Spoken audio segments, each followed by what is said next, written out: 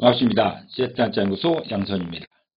한자는 태고일의 삶의 모습이 그대로 담긴 애환과 지혜의 생생한 인류 역사입니다. 한자는 극복 대상이 아닌 동행자일 때가 좋습니다. 이해하면 한자와 좋은 벗이 되어 동행할 수 있습니다. 여기 이해하며 동행하는 멋진 방법이 있습니다. 바로 세트 한자입니다. 오늘은 세트 한자 제138강 죽음에 관련된 세트 한자를 공부해 보겠습니다. 오늘 공부할 글자는 총 10글자의 관련자로 구성되어 있습니다. 배경을 살펴보겠습니다. 이번 세트 한자에서는 한 사람이 죽어서 유족들의 마음에 담아지는 과정을 설명하는 시간입니다. 세트 한자 138강에서는 죽은 이후의 절차에 관한 한자들을 해석할 것입니다. 첫 번째 관련자는 늙을 노자입니다. 늙을 노자는 늙다라는 의미가 있습니다. 해당 부조로는 땅을 의미하는 흑토자와 점진적 진행 과정을 표현하는 삐친 별자와 되다라는 의미의 들화자로 구성되어 있습니다.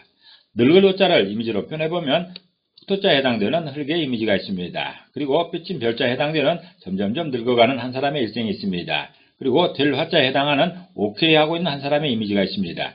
이렇게 세 이미지가 결합된 모양이 늙을 노자여서 늙을 노자가 표현하는 늙는다는 것은 점진적 진행으로 흙이 되는 과정이다라는 뜻입니다. 늙는다는 것은 여러가지 의미로 해석할 수 있습니다. 우선 신체 기능이 노쇠해져서 이전의 기능 수행에 어려움을 느끼는 시기입니다. 인생에 수많은 고비를 넘으며 겪은 삶의 지혜가 풍족해지는 시기이기도 합니다.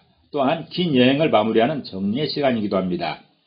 예전에는 노인이 풍부한 경험에서 나오는 인생의 지혜자로서 인생의 지침을 알려주는 선생의 의미가 많았었는데 지금은 피할 수만 있다면 피하고 싶은 가고 싶지 않은 길에 들어선 그런 사람으로 여기는 풍조가 있습니다. 노인 스스로도 그렇고 젊은이들은 더한 것 같습니다. 그래서 사회적으로도 노인의 것을 배우려 하지 않고 청년의 것을 배우려는 노인은 많습니다. 어찌되었건 노인의 길은 피할 수 없는 것이고 가야만 하는 길입니다. 그 길의 종착역에는 흙으로 돌아가는 마지막 과정이 기다리고 있습니다.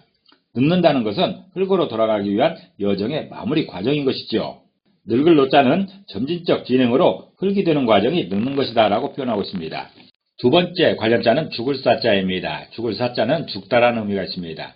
해당 부수로는 하늘을 의미하는 한일자와 저녁을 의미하는 저녁 석자와 되다라는 의미의 들화자로 구성되어 있습니다. 죽을 사자를 이미지로 표현해보면 한일자에 해당되는 하늘의 이미지가 있습니다. 그리고 저녁 석자에 해당되는 석양의 이미지가 있습니다. 그리고 들화자에 해당되는 오케이 하고 있는 한 사람의 이미지가 있습니다. 이렇게 세 이미지가 결합된 모양이 죽을 사자여서 죽을 사자가 표현하는 그 죽음이라는 것은 하늘의 시간이 저녁이 된 때다라는 그런 뜻입니다. 행로병사라고 해서 태어나서 늙는 과정을 거치며 질병에 노출되기도 하다가 결국 죽음에 이르는 것이 인생입니다. 하루의 시간은 누구나 똑같은 길이로 똑같은 과정에서 주어지지만 인생의 시간은 해가 뜨자마자 저녁이 되는 사람도 있고 이제 한낮인데 곧바로 저녁이 되는 사람도 있습니다. 그렇지만 대다수의 사람들은 100세 시대라 하여 현재에는 거의 100년 가까운 시간이 주어집니다. 그런 인생의 시간을 한자에서는 하늘의 시간으로 표현하고 있습니다. 그 100년이 어느덧 저물어 갈 즈음에 저녁이 되고 해가 서산에 떨어지면 마침내 인생의 여정이 끝나게 되는 것입니다. 그것을 죽음이라고 합니다. 죽을 사자는 하늘의 시간이 저녁이 된 때를 죽음이다라고 표현하고 있습니다. 세 번째 관련자는 염할 염자입니다. 염할 염자는 염하다라는 의미가 있습니다. 해당 부수로는 죽음을 의미하는 죽음표 알자와 모두를 의미하는 모두 참자로 구성되어 있습니다. 염할 염자를 이미지로 표현해보면 죽음표 알자에 해당되는 죽음의 이미지가 있습니다. 그리고 모두 참자에 해당되는 가족의 이미지가 있습니다. 이렇게 두 이미지가 결합된 모양이 염할 염자여서 염할 염자가 표현하는 그 염이라는 것은 죽은 사람의 모든 것을 종결하는 의식이다라는 그런 뜻입니다. 어떤 한 사람이 죽으면 유족과 친구들이 그의 시신과 인생을 정리하는 행사를 치르게 됩니다. 이를 장례라고 하는데 시신을 통한 첫 번째 절차가 염입니다. 염의 행사 내용은 시신에 수의를 입히고 천으로 전신을 동여매는 그런 과정입니다. 이는 세상의 모든 것과 헤어짐을 위한 준비를 할 수 있습니다. 유족들은 이제 우리와 영영 헤어지는구나 하는 그런 실감을 하는 시간이기도 합니다. 염할 염은 죽음을 의미하는 죽음표 알자와 모든 것을 의미하는 모두 첨자가 결합해서 죽은 사람의 모든 것과 종결하는 의식이 염이다라고 표현하고 있습니다. 네 번째 관련자는 상제 상자입니다. 상제 상자는 상제를 의미합니다. 해당 부수로는 대표를 의미하는 머리 두자와 울음을 의미하는 입구자와 상복을 의미하는 옷 의자로 구성되어 있습니다. 특별히 이 입구자가 이번에 두 번 겹쳐 나오는데 울을 곡자에서 이 글자의 의미를 찾으면 좋을 것 같습니다. 두 번 겹쳐 있으면 그냥 하는 말이 아니라 눈물을 보이는 울음이라고 표현하는 게 좋을 것 같습니다. 상제상자를 이미지로 표현해보면 머리도자에 해당되는 대표의 이미지가 있습니다. 그리고 입구자에 해당되는 두 사람의 입이 있습니다. 또 옷 의자에 해당되는 한 벌이 있습니다. 이렇게 세 이미지가 결합된 모양이 상제상자여서 상제상자가 표현하는 그 상제는 상복을 입고 우는 사람들의 대표다라는 그런 뜻입니다. 어떤 한 사람이 죽으면 그의 유족들은 어떻게 죽었는가에 상관없이 깊은 슬픔에 빠지게 됩니다. 그래서 그 사회의 문화에 걸맞는 상복을 입고 슬픔을 애도하는 곡을 하게 되는 것입니다. 각 공동체마다 독특한 방식으로 애도하는 풍습이 있지만 대동소이하게 갖추는 예법이 장례식임을 알 수 있는 특별한 상복을 입는 것이고 또 슬픔을 표현하는 울음을 보이는 것입니다. 그리고 공동체의 각 구성원들도 같이 슬퍼하며 유족들을 위로하는 그런 격식을 차리게 됩니다. 특별히 부모 중에 한 분이 돌아가시면 그 자녀들이 상제가 되는 것인데 이들이 장례식의 대표로서 행사를 주관하게 됩니다. 이를 나타내는 한자가 상제상자입니다. 그래서 상제상자는 상복을 입고 우는 사람의 대표가 상제다라고 표현하고 있습니다. 다섯 번째 관련자는 조문할 조자입니다. 조문할 조자는 조문하다라는 의미가 있습니다. 해당 부수로는 활을 의미하는 활궁자와 사람을 의미하는 뚫을 곤자로 이루어져 있습니다. 조문할 조자를 이미지로 표현해보면 활궁자에 해당되는 활의 이미지가 있습니다.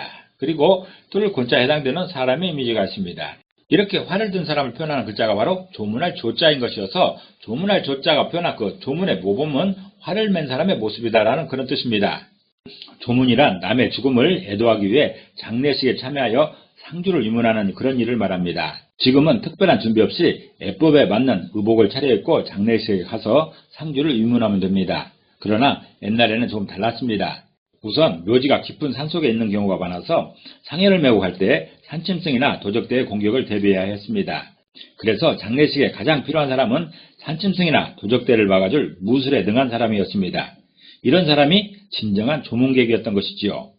무술에 능한 사람이 만반의 준비를 하여 묘지까지 동행해주는 것은 최고의 유료였고 조문의 모범이었습니다. 이를 표현하는 한자가 바로 조문할 조자입니다. 활을 메고 서 있는 사람을 의미하고 있습니다. 완전 무장을 한 것입니다. 조문할 조자는 활을 맨 사람의 모습이 조문의 모범이다라고 표현하고 있습니다. 우리 민족인 동이족을 표현하는 큰활찬 이자를 생각나게 하는 그런 한자인 것입니다. 여섯 번째 관련자는 꺼릴 기자입니다. 꺼릴 기자는 꺼리다라는 의미가 있습니다. 해당 부수로는 자기를 의미하는 자기 기자와 마음을 의미하는 마음 심자로 구성되어 있습니다. 꺼릴 기자를 이미지로 표현해보면 자기 기자에 해당되는 자기를 의미하는 이미지가 있습니다. 그리고 마음 심자에 해당되는 마음의 이미지가 있습니다. 이렇게 두 이미지가 결합된 모양이 꺼릴 기자여서 꺼릴 기자가 표현하는 그 꺼리다라는 것은 자기를 생각하는 마음이 꺼려진다라는 그런 뜻입니다. 사람이 돌아가시면 그분에 대한 평을 하게 마련입니다. 어떤 경우에는 자신의 숙명을 미리 알고 스스로 평을 한 후에 삶을 마감하기도 합니다. 자서전과 비슷하다고 할 수도 있지만 조금 다르게 생각해야 할 것 같습니다. 왜냐하면 요즘의 자서전을 보면 자화자찬으로 자신의 인생을 부풀려서 스스로를 욕보이는 그런 경우가 많기 때문입니다. 자신의 재능을 엉뚱한 곳에 낭비한 것도 후회스럽고 최선을 다하지 못한 것도 회한으로 남을 것인데 이런 마음을 담은 한자가 바로 꺼릴 기자입니다. 한 세상을 살고 석양에 내 인생을 뒤돌아보니 미안하고 안타깝고 그때는 왜 그랬을까 아쉬운 뿐이라서 자신을 마음에 담기가 꺼려지는 것입니다. 꺼릴 기자는 자신을 생각하는 마음이 꺼려진다라고 표현하고 있습니다. 일곱 번째 관력자는 어두울 명자입니다. 어두울 명자는 어둡다라는 의미가 있습니다. 해당 부수로는 덥다라는 의미의 지붕 멱자와 태양을 의미하는 해일자와 숫자 6을 의미하는 여섯 육자로 이루어져 있습니다. 어두울 명자를 이미지로 표현해보면 지붕 멱자에 해당되는 지붕의 이미지가 있습니다. 그리고 해일자에 해당되는 태양의 이미지가 있습니다. 그리고 여섯 육자에 해당되는 숫자 6의 이미지가 있습니다. 이렇게 세 이미지가 결합된 모양이 어두울 명자여서 어둠은 여섯째 날에 태양빛이 덮어진 상황이다라는 그런 뜻입니다. 장례식장에 가보면 그곳에서 가장 많이 사용하는 단어가 바로 명복을 빕니다라는 인사입니다. 이 말이 위로인지 아니면 안타까움인지도 모른 채 의례적으로 하는 인사를 할 수 있습니다. 어두울 명자는 어둠을 표현하고 있습니다. 그래서 명복은 어둠의 복이라는 그런 뜻인 것인데 두 단어의 조합이 어색하다는 것은 쉽게 알 수 있습니다. 그렇다면 어두울 명자가 표현한 그 어둠은 어떤 어둠일까요? 해가 져서 깜깜한 저녁 같은 어둠은 아닙니다. 저의 연구 결과로는 성경 말씀 중에서 찾아야 가장 합리적인 해석이라 생각했습니다. 하나님께서 천지창조 중에 6일째 되는 날 사람을 지으시고 사람에게 천하를 다스릴 수 있는 그런 권세를 주셨습니다. 이 권세가 사람이 만물의 영장인 이유가 될 것입니다. 바로 6일째 하늘의 태양빛과 같은 선명하고 확실한 권세를 주셨던 것입니다. 이 권세는 누구나 살아있을 동안 누릴 수 있는 특권입니다. 그런데 사람이 죽으면 이 권세는 자동적으로 중단됩니다. 왜냐하면 이 세상 사람이 아니기 때문에 그렇습니다. 어두울 명자의 어둠은 세상을 다스릴 수 있는 권세가 마감되어 덮개로 닫힌 그런 상황을 표현하고 있습니다. 마치 어떤 조직에서 막강한 권력을 갖고 있던 사람이 파면이나 해임 등으로 직위 해제된 것과 같은 것입니다. 그래서 명복은 죽음 이후에 받을 복에 관한 것입니다. 이전 복은 덮였기 때문에 그 다음 복을 원하는 것이죠. 종교마다 다르게 설명하는 죽음 이후의 세계에 관한 한자입니다. 어두울 명은 여섯째 날에 태양빛이 덮어진 상황에서 그 어둠을 표현하고 있습니다. 여덟 번째 관련자는 장래장자입니다. 장래장자는 장래를 의미하고 있습니다. 해당 부수로는 작은 명예를 의미하는 풀초자와 죽음을 의미하는 죽을 사자와 받들다라는 의미의 받들 공자로 이루어져 있습니다. 장래장자를 이미지로 표현해보면 풀초자에 해당되는 작은 명예의 이미지가 있습니다. 바로 축하해주는 그런 위로의 박수인 것이죠.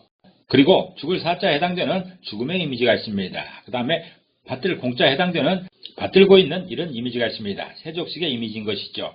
이렇게 세 이미지가 결합된 모양이 장래장자여서 장래장자가 표현하는 그 장래는 죽은 사람을 받들어 작은 명예를 드리는 행사다라는 그런 뜻입니다. 군인이나 경찰 등이 업무 중에 죽게 되면 1계급 특진하여 장례를 치르는 그런 경우를 보았을 것입니다. 여러모로 해석할 수 있는 경우이지만 그의 신분을 높여주는 그런 효과가 있습니다. 어떤 사람이 죽더라도 장례에서는 그를 추모하며 좋았다라고 평가하는 것이 일반적입니다. 그의 생애를 받들며 작은 명예라도 드리고 싶어하는 장례 공동체의 바람을 나타내는 것이 좋은 장례식입니다. 그런 목적으로 장례를 치르는 것이 좋은 장례식이기도 합니다. 장례 장자는 장례 공동체가 고인을 추모하며 죽은 그를 받들어 작은 명예를 드리는 그런 행사를 장례다라고 표현하고 있습니다. 아홉 번째 관련자는 묻을 맺자입니다. 묻을 맺자는 묻다라는 의미가 있습니다. 해당 부서로는 땅을 의미하는 흑토자와 마을을 의미하는 마을리자로 구성되어 있습니다. 묻을 맺자를 이미지로 표현해보면 흑토자에 해당되는 흙의 이미지가 있습니다. 그리고 마을리자에 해당되는 마을의 이미지가 있습니다. 이렇게 두 이미지가 결합된 모양이 묻을 맺자여서 묻을 맺자가 표현하는 묻다, 다시 말해서 매장은 마을 주변의 땅에 묻는 것이다 라는 그런 뜻입니다. 매장이란 시신을 땅에 묻는 것을 의미하지만 묻을 맺자는 그 이상의 의미를 부여합니다. 수구초심이라는 사자성어가 있습니다. 여우는 죽을 때 구름을 향해 머리를 바르게 하고 죽는다는 것으로서 초심으로 돌아간다는 뜻입니다.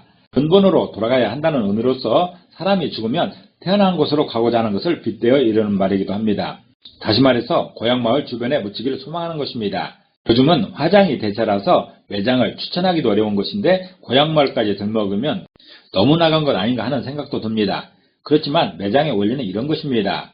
묻을 맺자는 마을 주변 땅에 묻히는 것을 매장이다라고 표현하고 있습니다. 열 번째 관력자는 무덤 묘자입니다. 무덤 묘자는 무덤을 의미하고 있습니다.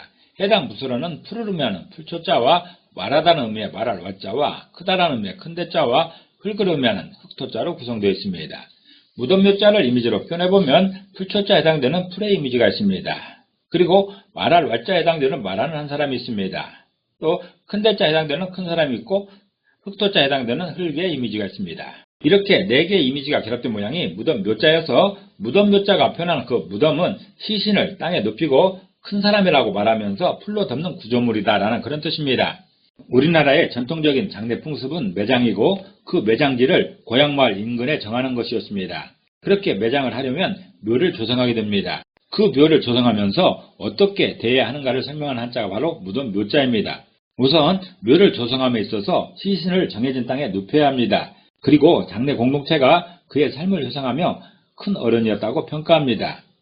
우리 공동체에 너무 귀한 분이었다고 이구동성으로 말하는 것이죠. 그리고 무덤에 흙을 채우고 봉분을 만든 후에 풀로 덮으면 무덤이 완성됩니다.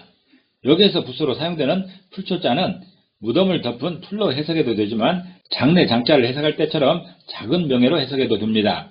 장례 마무리 시간에 장례 공동체가 할 수 있는 어떤 명예를 드리는 것이죠. 무덤 묘자는 땅에 시신을 눕히고 큰 사람이었다고 말한 후에 풀로 덮는 구조물이 무덤이다 라고 표현하고 있습니다. 오늘은 총 10글자의 관련자로 구성된 죽음에 관련한 세트 한자를 공부해봤습니다. 오늘 공부한 내용을 다시 한번 요약하면서 이 시간을 정리하도록 하겠습니다.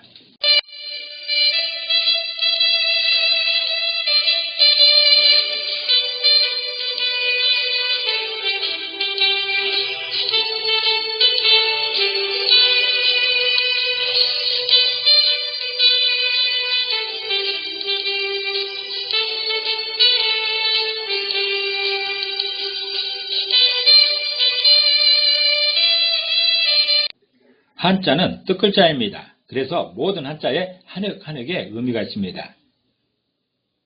그렇지만 그 의미에 대단한 비밀이 있는 것은 아니고 우리들의 상식에 기반하고 있습니다. 우리들의 상식에 기반하여 이해하고 설명하는 한자 세트 한자였습니다. 감사합니다.